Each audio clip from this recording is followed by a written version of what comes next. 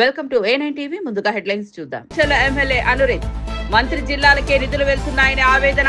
ప్రజలు గెలిపిస్తే నేను సీఎం అవుతానని వ్యాఖ్య. కాంగ్రెస్ లో అసమానతలపై తీవ్ర అసంతృప్తి వ్యక్తం.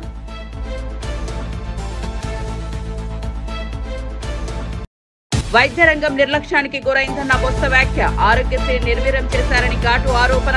ఆసుపత్రిలో పరికరాల లేమి, సిబ్బంది కొరతపై ఆవేదన. ప్రజల ప్రాణాలు కాపాడడం ప్రభుత్వ బాధ్యత అని హెచ్చరిక. పోలవరం నిర్వాసితులకు 1100 కోట్ల విడుదల. దీపావళి కానుకగా ఊరటనిచ్చిన కూటమి ప్రభుత్వం. పునరావాసం గృహ నిర్మాణానికి నిధుల కేటాయింపు. నిర్వాసితుల సమస్య పరిష్కారం వరకు కృషి చేస్తామని హామీ.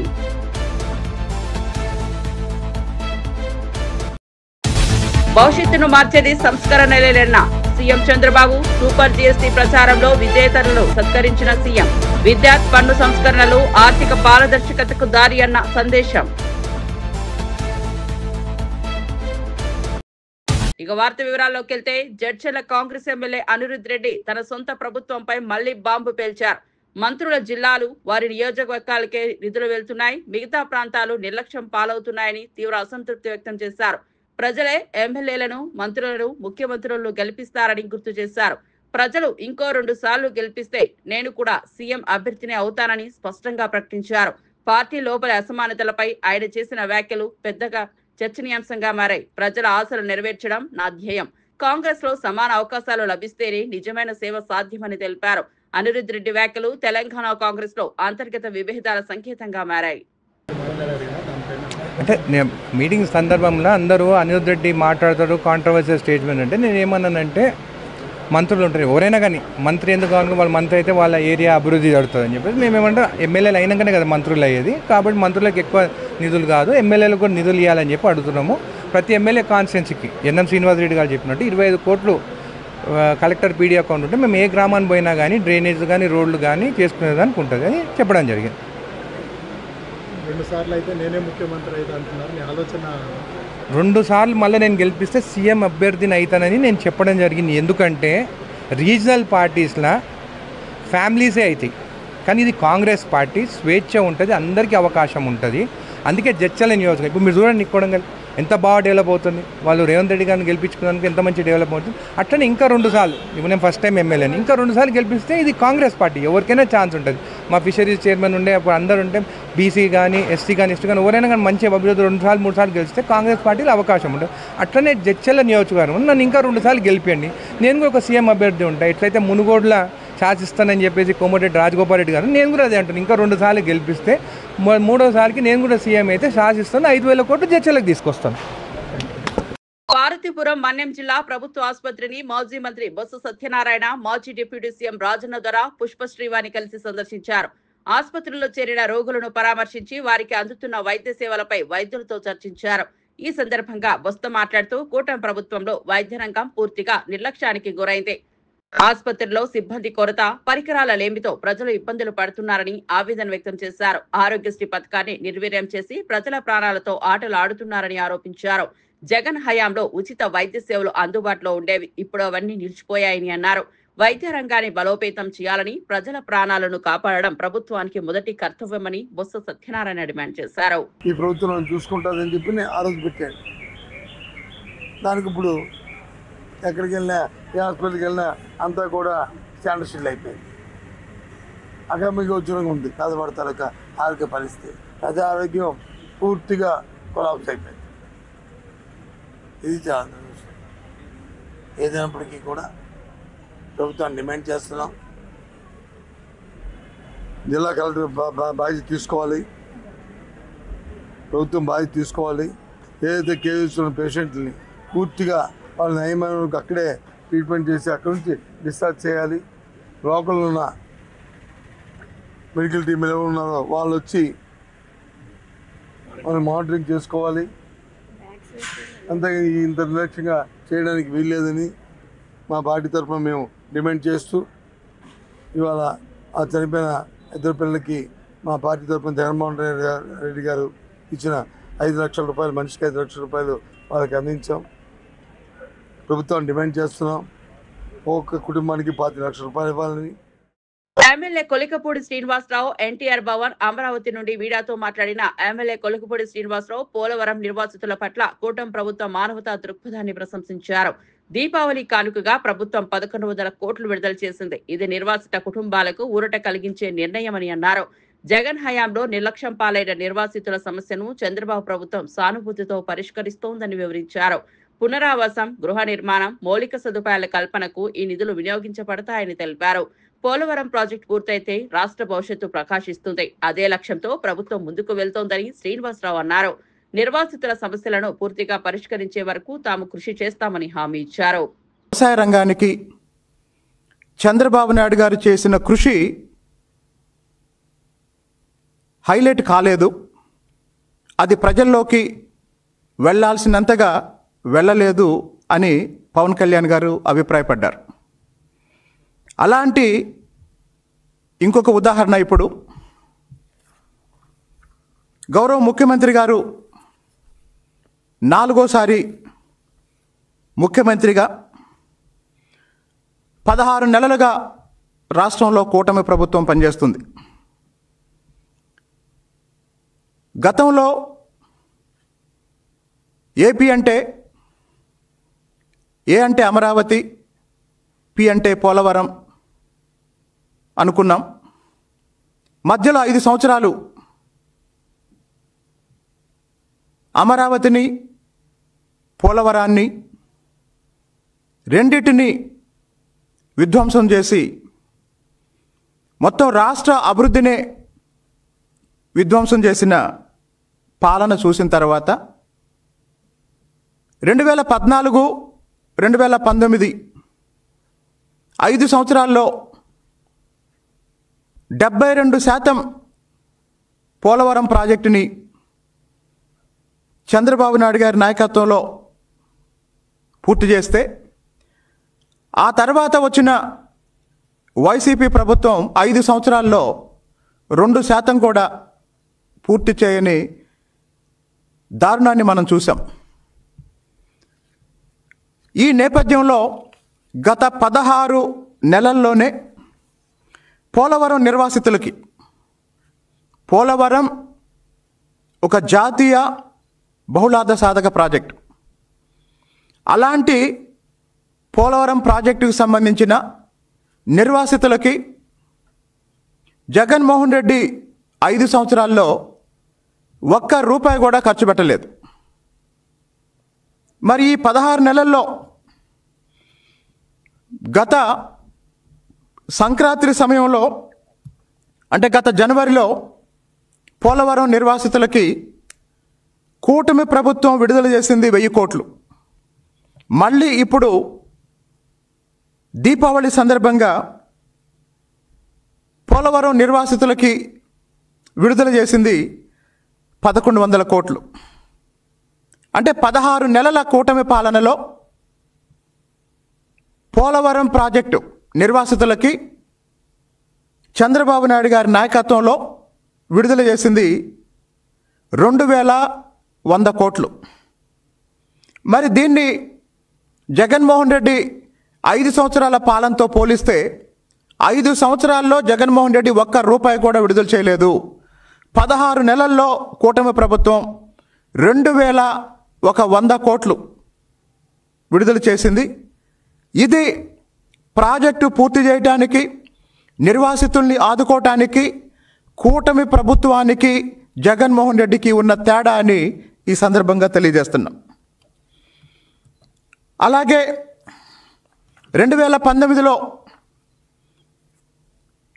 ప్రభుత్వం మారకపోతే, అంటే 2014 నుంచి 2019 వరకు 72% పూర్తయి అత్యంత వేగంగా పనులు జరుగుతున్న సమయంలో ఎన్నికలు జరిగాయి, ప్రభుత్వం మారింది. 2019లో తెలుగుదేశం పార్టీ గెలిచున్నట్లయితే పోలవరం ఎన్టీఆర్ భవన్ అమరావతి నుండి మీడియాతో మాట్లాడిన ఎమ్మెల్యే కాగిత కృష్ణ ప్రసాద్, ఎమ్మెల్యే యార్లగడ్డ వెంకట్రావు వైఎస్ఆర్సీపీ నేతలపై తీవ్ర స్థాయిలో విరుచుకుపడ్డారు. అవినీతి, అక్రమాలు, అరాచకాలకు నిలవెత్తు రూపం జోగి రమేష్, పేర్ని నాని అని ఘాటుగా వ్యాఖ్యానించారు. జగన్ హయాంలో అవినీతి పరాకాష్ఠకు చేరిందని, మద్యం, రేషన్, కాంట్రాక్టర్ల మాఫియాలు యథేచ్ఛగా నడుస్తున్నాయని ఆరోపించారు. ప్రజల డబ్బును దోచుకుని సొంత లాభాల కోసం వాడుకోవడం వైఎస్ఆర్సీపీ నాయకుల అసలు పని అయిపోయిందని విమర్శించారు. కూటమి ప్రభుత్వం అవినీతి అంతరించేందుకు కఠిన చర్యలు తీసుకుంటుందని, ఇకపై ఏ మాఫియాకు కూడా చోటు ఉండదని స్పష్టం చేశారు. ప్రజల ఆశలు మోసగించిన వైఎస్ఆర్సీపీ నేతలు త్వరలో చట్టం ముందు నిలబడతారని ఎమ్మెల్యే హెచ్చరించారు. ప్రతిపక్ష హోదా తీసేద్దామని చెప్పి ఎమ్మెల్యేలను కొనుగోలు చేసినా మీకు జనం ప్రతిపక్ష హోదా ఇవ్వకపోయినా మీరు ప్రతిపక్ష హోదా కావాలని అడుగుతారు. అట్లాగే ఆ రోజు 24 మంది శాసనసభ్యులు ఓడిపోతే 19 మంది ఇన్ఛార్జీలని జగన్మోహన్ రెడ్డి తీసిన మాట వాస్తవం కాదు. అంటే 81% ఆఫ్ ఇన్ఛార్జీలను మీరు తీసేశారు ఓడిపోయారనే కారణంతో. అలాగే ఆయన తల్లిగారిని కూడా వైజాగ్లో ఓడిపోయిందని పక్కన పెట్టారేమో అని అనుమానం కలగాల్సిన పరిస్థితి. కానీ ఇవాళ 164 మంది శాసనసభ్యులు ఓడిపోతే 81% అంటే దాదాపు 132 మంది అభ్యర్థుల్ని మార్చేస్తాడేమో జగన్మోహన్ రెడ్డి అనే భయంతో మీరు చంద్రబాబు గారి మీద, లోకేష్ బాబు మీద, పవన్ కళ్యాణ్ గారి మీద అవాకులు చవాకులు పేలిస్తే మీకు సీట్ కన్ఫర్మ్ అవుతుందనే ఉద్దేశం మీకుండే ఈ ప్రెస్కి వచ్చే అడ్డగోలుగా మాట్లాడుతున్నారు. నేను బలంగా నమ్ముతున్నా. ఇక నుంచైనా జోగి రమేష్ గారు నీ భాష సరిచూసుకో, సంస్కారం నేర్చుకోమని హితవు పలుకుతున్నా. Thank you.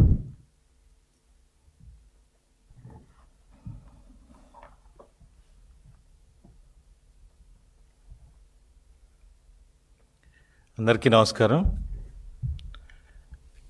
అరాచకమే ఎజెండాగా, దందాలే లక్ష్యంగా పనిచేసేటువంటి వ్యక్తి జోగి రమేష్. ఈ రోజున పెడన నియోజకవర్గంలో ఉన్నటువంటి ప్రజలందరూ కూడా జోగి పేరు చెప్తేనే భయపడిపోయేటువంటి పరిస్థితి. మరి గతంలో పెడన నియోజకవర్గంలో ఎమ్మెల్యేగా, మంత్రిగా పనిచేసినటువంటి జోగి రమేష్ అక్కడ ఉన్నటువంటి 4 మండలాలు, కృత్వేని కానివ్వండి, బంటుమిల్లి, పెడన మున్సిపాలిటీ, అలాగే గూడూరు మండలాల్లో నువ్వు దోచుకున్నది పెడన నియోజకవర్గం పూర్తి స్థాయిలో దోచుకున్నావు. అక్కడ ప్రజల యొక్క రక్తాన్ని పిండేసావు. ఆ రోజున కృత్వేని మండలంలో ఆక్వారంగం అభివృద్ధి చెందుతూ ఉంటే అక్కడ ఏ చెరువు తవ్వాలన్నా, ఏ చెరువు రిపేర్ చేసుకోవాలన్నా అక్కడ ఉన్నటువంటి రైతులందరి దగ్గర నుంచి కూడా డబ్బులు దండుకున్నావు. డబ్బులు చెల్లించుకోకపోతే మరి అక్కడ ఎక్కడ కూడా చెరువులు తవ్వలేనటువంటి పరిస్థితి ఆ రోజు మనందరం కూడా చూసాం. ఈరోజు అక్కడ ఉన్నటువంటి రైతులందరూ కూడా చాలా సంతోషంగా, ఆనందంగా ఉన్నారు. ఎందుకంటే ఎప్పుడు వెళ్ళిపోతాడా అని ఎదురు చూశారు ఆ రోజున రైతులందరూ కూడా. అలాగే మరి బంటుమిల్లి, పెడన మండలాల్లో చూసినట్టయితే అక్కడ ఉన్నటువంటి మట్టి ఏదైతే ఉందో బంటుమిల్లి, పెడన, గూడూరుకి సంబంధించినటువంటి ఆ బొసుగునంతటినీ కూడా అమ్మేసి ప్రతి సంవత్సరం కూడా కోట్లాది రూపాయలు మరి నీ జేబులో నింపుకోలేదని చెప్పేసి అడుగుతా ఉన్నాను. పూర్తి స్థాయిలో మండలాలన్నింటినీ కూడా దోచుకున్నావు. పెడన మున్సిపాలిటీలో చూసినట్టయితే మరి అక్కడ పేకాట క్లబ్బులు నడిపించావు. ప్రజల జీవితాలని నాశనం చేసావు. అక్కడ ఉన్నటువంటి ప్రజలందరికీ పేకాట క్లబ్బులు పెట్టి ప్రజల్ని రోడ్డును బజార్కి ఇచ్చావని కూడా ఈ సందర్భంగా తెలియజేస్తా ఉన్నాను. మరి ఇలా పెడన నియోజకవర్గంలో ఎక్కడ చూసినా కానివ్వండి, అక్కడ ఉన్నటువంటి అభివృద్ధిని మరిచి, సంక్షేమాన్ని మరిచి ప్రజల్ని పీల్చి పిప్పి చేసావు. ఎవరైనా ప్రశ్నిస్తే వాళ్ళ మీద ఆ రోజున కేసులు పెట్టించావు. చిన్న ఉదాహరణ ఆ రోజున చూసాం. రోడ్డు మీద వెళ్తూ ఉంటే టోల్ గేట్ దగ్గర ఒక కుర్రవాడు లేచి నుంచోలేదంటే తీసుకెళ్ళి ఆ రోజున జైల్లో పెట్టించావు. అదేవిధంగా మరి బ్యానర్లు కడితే వాళ్ళ మీద కేసులు పెట్టించావు. ఎక్కడో మీటింగ్ చెప్తా ఉంటే ఆ చివరిన ఆ కుర్రాడు ఎక్కడ బండి మీద కూర్చున్నాడంటే ఆ కుర్రాడిని తీసుకెళ్లి స్టేషన్కి పిలిచినటువంటి సంఘటనలు కోకొల్లలుగా ఉన్నాయి. అలాగే చూసినట్టయితే ప్రజలందరూ కూడా ఆ రోజున చేదరించుకున్నారు. ఆ రోజున ఫ్రస్ట్రేషన్లో ఉన్నటువంటి ప్రజలు కూడా నువ్వు చివరిసారిగా అక్కడ జింజేరు గ్రామంలో కూడా నువ్వు పర్యటన చేస్తూ ఉంటే నిన్ను ఆ ఊరు నుంచి కదలనీయకుండా అక్కడికి నిలబెట్టారు లేదా ఆ రోజు మనందరం చూస్తూ ఉన్నాం. ఈ రోజున ఎక్కడా కూడా కదలలేనటువంటి పరిస్థితి. జనాలందరూ కూడా, గ్రామస్తులందరూ కూడా నీ మీద. టీడీపీ సీనియర్ నాయకుడు ఎస్ఎన్ వర్మ మీడియాతో మాట్లాడుతూ మంత్రి నారాయణ వ్యాఖ్యలను తప్పుగా ప్రచారం చేస్తున్నారని విమర్శించారు. కొంతమంది పేటీఎం బ్యాచ్ చేసే చిల్లర ప్రచారాన్ని నేను పట్టించుకోను. టీడీపీలో నేను పిల్లర్ లాంటి వాడినని గట్టిగా అన్నారు. మా నాయకుడు చంద్రబాబు ఆగమంటే ఆగుతా, దూకమంటే దూకుతా, ఆయన మాటే నాకు ఆదేశమని స్పష్టం చేశారు. కూటమి మధ్య విభేదాలు సృష్టించడానికి ఎవరూ ప్రయత్నించవచ్చని, కానీ ఆ ప్రయత్నాలు ఎప్పటికీ ఫలించవని హెచ్చరించారు. మా కూటమి లక్ష్యం ప్రజా సంక్షేమం, అభివృద్ధి. వ్యక్తిగత వ్యాఖ్యలు వక్రీకరించి మాయ చేయడం వ్యర్థమని అన్నారు. ఇప్పుడు ఎలా ఉంటుందంటే ఏదైనా ఇష్యూ అయినప్పుడు ఒక ఎగ్జాంపుల్ చెప్తారు. నెల్లూరు ఇష్యూ మీద మాట్లాడుతూ కూటమి వచ్చాక కొన్ని ఇబ్బందులు వస్తాయి, సీట్లు రాకపోవచ్చు, అది వర్మకి రాలేదు సీట్లు అయినా అక్కడ మేము కోఆర్డినేషన్తో వెళ్తున్నాం. అక్కడ సమస్యలు ఏవైతే ఉన్నాయో ఆ సమస్యలన్నీ కూడా జీరో చేసామని చెప్పి మంత్రి గారు తెలియజేశారు. ఇంకా ఈ సాక్షులు గీక్షులు ఎలా ఉంటాయంటే ఎప్పుడు పచ్చగా ఉన్న కాపురాలను కూలగొట్టాలని ఆలోచన చేసి ఛానళ్ళు అన్నీ కూడా రకరకాలుగా ఆయన్ని కట్ చేసి పెట్టడం ఇవన్నీ ఉంటాయి. తెలుగుదేశం పార్టీలో ఒకటి చెప్తున్నా, 23 ఏళ్ళు చంద్రబాబు నాయుడు గారితో కలిసి ప్రయాణిస్తూ ఉన్నాం. చంద్రబాబు నాయుడు గారు దూకమంటే దూకుతాం, ఆగమంటే ఆగుతాం, పని చేయమంటే పని చేస్తాం. అలాగే లోకేష్ గారి నాయకత్వంలో కూడా మేము ఆ విధంగా పనిచేస్తాం. మేము పార్టీకి పిల్లర్ లాంటి వాళ్ళం, అంతేగాని పార్టీలో ఇప్పుడు నారాయణ గారు ఏమీ మాట్లాడిన దాన్ని మాట్లాడడం ఇవన్నీ కాదు. ఒక కోఆర్డినేషన్, ఒక బ్రిడ్జ్ కింద జనసేన పార్టీకి తెలుగుదేశం పార్టీకి కాకినాడ జిల్లాలో ఏ సమస్యలున్నా మరి 15 రోజులకి 20 రోజులకి ఒకసారి వచ్చి సార్ట్అవుట్ చేసుకుంటూ వెళ్తున్నారు. మా సమస్యలు కూడా ఆయన చెప్తున్నాం, చంద్రబాబు నాయుడు గారిని కలుస్తున్నాం, మాట్లాడుతున్నాం, అన్ని రకాలుగా ఉంటాయి. కూటమి అనేసరికి జాయింట్ ఫ్యామిలీలో రకరకాల సమస్యలు ఉంటాయి. అదే సింగిల్ ఫ్యామిలీలో అనుకోండి ఒక కొడుకు కూతురు ఉంటారు. అంచేత జాయింట్ ఫ్యామిలీ వచ్చినప్పుడు చిన్న చిన్న ఇబ్బందులు ఉంటాయి. ఆ ఇబ్బందులన్నీ కూడా జీరో చేసామని నారాయణ గారు వాళ్ళ లీడర్ చెప్పారు. జీరో చేసాం, వర్మ కూడా అక్కడ పార్టీ చెప్పినట్టు వెళ్తున్నాడు కదా, మీరు ఉండాలి కదా అన్న ప్రశ్న నారాయణ గారు. ఆ కంటెంట్ని పక్కకు పెట్టి రకరకాలుగా తిప్పినప్పుడు తెలుగుదేశం పార్టీ కుటుంబం అన్నది కలిసి ఉంటాం. ఎన్ని తిప్పితే ఉంది, నేను తిప్పేస్తే నారాయణ గారిని ఏమన్నా నేనంటానా, చంద్రబాబు నాయుడు గారు మమ్మల్ని ఏమన్నా అంటారా? అంతా ఏమీ లేదు. ఇది అభూత కల్పన. పేటీఎం బ్యాచ్ సోషల్ మీడియాలో రోజు తిప్పుతున్నారు. ఇటువంటి మేము పట్టించుకోండి. నేనైతే ఆ సోషల్ మీడియా చూడండి. అనుకుంటే ప్రచారం, ఫ్రీ ప్రచారం నడుస్తుంది. ఏదేమన్నా నారాయణ గారు ఆధ్వర్యంలో మా కాకినాడ జిల్లా కోఆర్డినేషన్ బాగా ఉంది. అలాగే స్టేట్ వైడ్ కోఆర్డినేషన్ కూడా జనసేనకి తెలుగుదేశం పార్టీకి ఆయన చూస్తూ ఉన్నారు, సీనియర్ లీడర్. ఇందులో ఏ విధమైన ఇబ్బందులు ఎవరికి ఏమీ లేవు. ఎవరు ఏమి అనుకోవాల్సిన పని లేదు, ఎవరు అనుకోవడానికి అవకాశాలు కూడా. బీజేపీ తెలంగాణ ఓబీసీ మోర్చా రాష్ట్ర అధ్యక్షుడు జి ఆనంద్ గౌడ్ కాంగ్రెస్ ప్రభుత్వంపై మండిపడ్డారు. బీసీలకు కాంగ్రెస్ చేసిన అన్యాయానికి నిరసనగా జేఏసీ చేపడుతున్న బంద్ కు మేము పూర్తి మద్దతు తెలుపుతున్నామని ప్రకటించారు. బీసీల హక్కులను నిర్లక్ష్యం చేయడం కాంగ్రెస్ పార్టీ స్వభావమని విమర్శించారు. బీసీలు సమాజానికి వెన్నెముక, వారి న్యాయ హక్కులను కాపాడడం ప్రతి ప్రభుత్వ బాధ్యత అని అన్నారు. బంద్ కార్యక్రమాన్ని విజయవంతం చేయాలని, బీసీ సమాజం ఏకతాటిపై రావాలని పిలుపునిచ్చారు. కాంగ్రెస్ మోసపూరిత విధానాలకు ముగింపు పలకాల్సిన సమయం వచ్చిందని స్పష్టం చేశారు.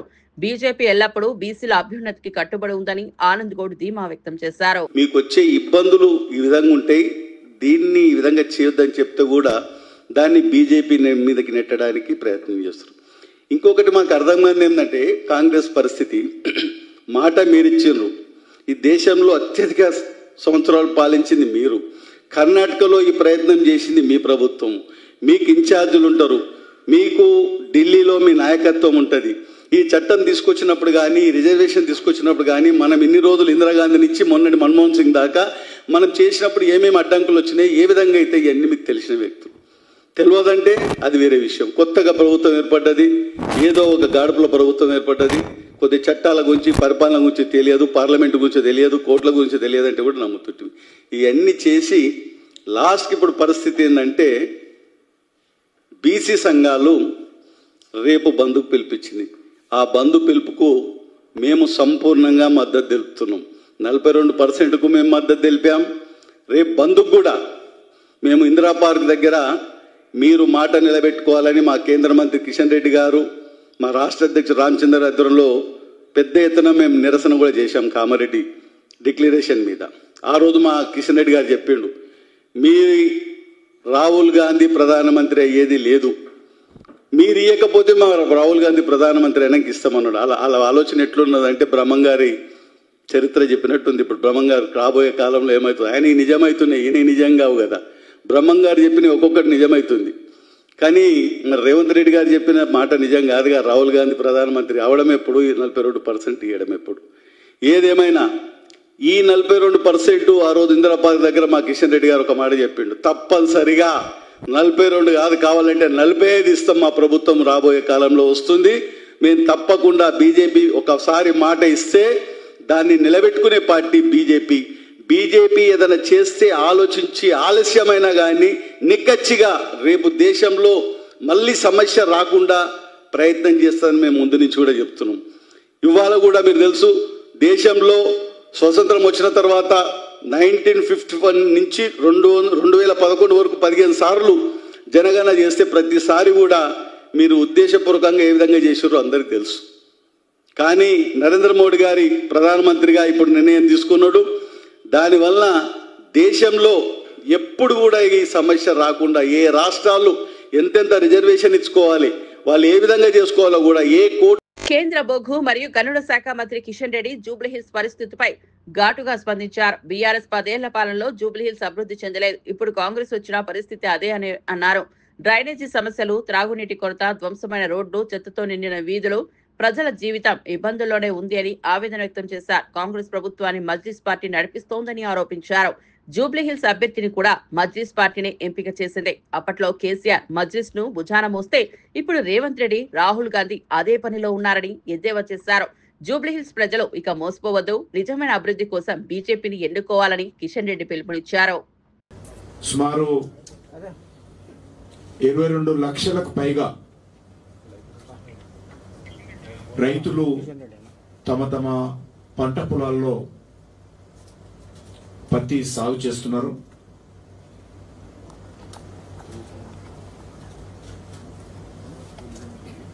గత సంవత్సరం లాగే ఈ సంవత్సరం కూడా కాటన్ కార్పొరేషన్ ఆఫ్ ఇండియా పూర్తి స్థాయిలో కాటన్ కొనుగోలు చేయాలని చెప్పి నిర్ణయం తీసుకోవడం జరిగింది. దానికి రాష్ట్ర ప్రభుత్వం అధికారులు కూడా అన్ని రకాలుగా సహకరిస్తున్నారు. తెలంగాణ రైతులు తమ పత్తి పంట ఉత్పత్తులను అమ్ముకోవడం కోసం మరింత సులభతరంగా ఉండే విధంగా చర్యలు తీసుకోవడానికి ప్రయత్నం చేస్తా ఉన్నాం. ఎక్కడ కూడా తొందరపడి పత్తి రైతులు దళారుల చేతిలో పడకూడదు, భయపడాల్సిన అవసరం లేదు. పూర్తి స్థాయిలో చివరి క్వింటాల వరకు కూడా సిసిఐ ద్వారా పత్తిని కొనుగోలు చేయాలని ప్రధానమంత్రి గారు ఆదేశించడం జరిగింది.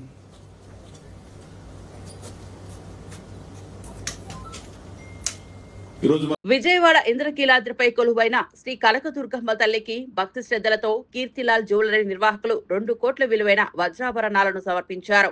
సూర్యచంద్రులు, ముక్కుపుడుక, మంగళసూత్రాలు తదితర విలువైన వజ్రాభరణాలను ఆలయ చైర్మన్ బుర్రా రాధాకృష్ణ, ఈవో సీనా నాయక్ అందజేశారు. ఈ పుణ్య కార్యక్రమంలో తమిళనాడు గవర్నర్ ఆర్ఎన్ రవి, సతీమణి లక్ష్మీ రవి, మాజీ ఎంపీలు గోకరాజు గంగరాజు, కనుమూరి బాపిరాజు, కీర్తిలాల్ జ్యువెలరీ డైరెక్టర్ సూరజ్ శాంతకుమార్ పాల్గొన్నారు. ఆలయ అర్చకులు ప్రత్యేక పూజలు నిర్వహించి అమ్మవారికి వజ్రాభరణాలను అలంకరించారు. భక్తులు ఈ ద్రాతృత్వ కార్యక్రమాన్ని ఆనందంతో స్వాగతించారు. ఆధ్యాత్మికతతో కూడిన ఈ దానం ఆలయానికి వైభవాన్ని మరింత పెంచిందని అధికారులు తెలిపారు.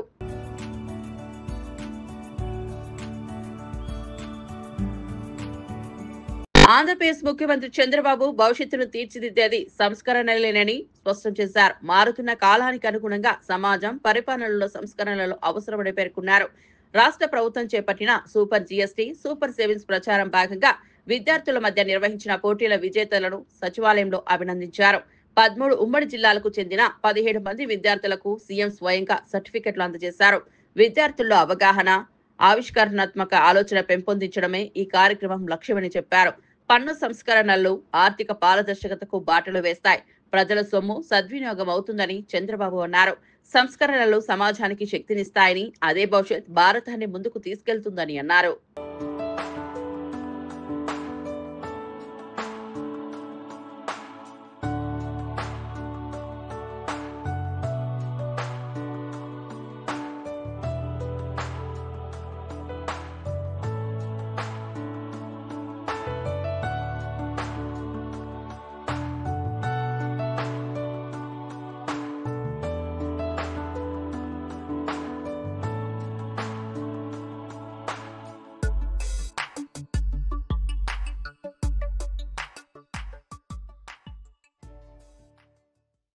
నవీకృత శక్తితో టీర్జుమార్క్ 1A ఫైటర్ జెట్ ను నాసిక్ ఏరోస్పేస్ ప్లాంట్లలో రక్షణ మంత్రి రాజ్నాథ్ సింగ్ జెండా ఊపి అధికారికంగా ప్రారంభించారు. దేశీయంగా రూపొందించిన తేజస్ మార్క్ 1A వర్షన్ మహర్మార్గాల సామర్థ్యాన్ని పెంపొందిస్తూ వైమానిక దళ శక్తిని బలోపేతం చేస్తుందని అధికారులు పేర్కొన్నారు. ఈ కార్యక్రమంలో వాటర్ సెల్యూట్ చేయడంతో విమానానికి ఘన ప్రార్థనలతో స్వాగతం పలికారు. అదనంగా దేశీయ HTT-40 శిక్షణ విమానం రెండో ఉత్పత్తి శ్రేణిని కూడా ప్రారంభించారు.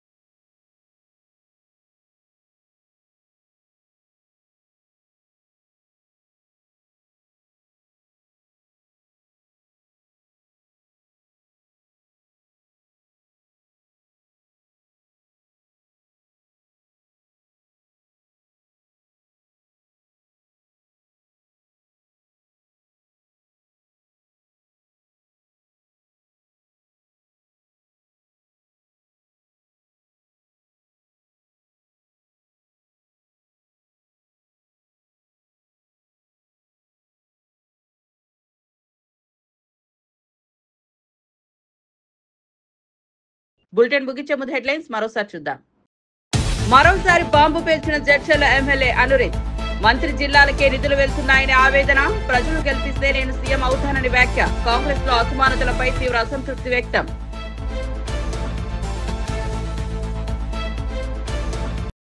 వైద్య రంగం నిర్లక్ష్యానికి గురైందన్న బొత్స వ్యాఖ్య. ఆరోగ్యశ్రీ నిర్వీర్యం చేశారని ఘాటు ఆరోపణ. ఆసుపత్రిలో పరికరాల లేమి, సిబ్బంది కొరతపై ఆవేదన. ప్రజల ప్రాణాలు కాపాడడం ప్రభుత్వ బాధ్యత అని హెచ్చరిక. పోలవరం నిర్వాసితులకు 1100 కోట్ల విడుదల. దీపావళి కానుకగా ఊరటనిచ్చిన కూటమి ప్రభుత్వం. పునరావాసం గృహ నిర్మాణానికి నిధుల కేటాయింపు. నిర్వాసితుల సమస్య పరిష్కారం వరకు కృషి చేస్తామని హామీ.